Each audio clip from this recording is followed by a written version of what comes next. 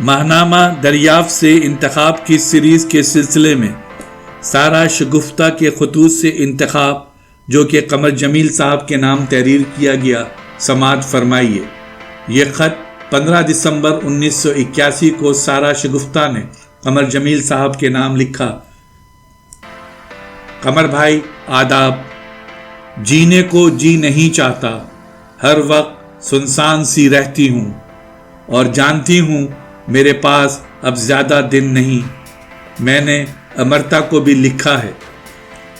چراغوں میں آگ لگی ہے اور تم کتاب پڑھ رہی ہو۔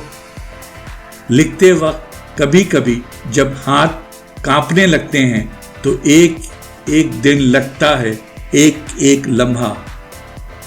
جانے کون سے دن میرے دل میں عذاب انڈیلا گیا۔ اب تو مجھے انسانوں سے خوف آتا ہے۔ صرف ایک بات کی خوشی ہے کہ میں نے اپنے دشمنوں سے ماں کا رویہ رکھا ہے اور کبھی کسی کے ساتھ دھوکہ نہیں کیا۔ کوئی ایک روگ ہو تو لکھوں قمر بھائی، یہاں تو روز میرے دکھوں کو ضرب دی جاتی ہے، اور جب منہ پر ہوں گے کہیں گے سارا ہم تمہاری ماں کی طرح عزت کرتے ہیں۔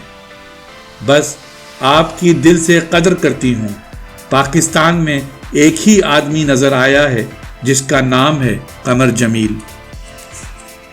جب امی سو جاتی ہیں میں چپ کے بہت روتی ہوں۔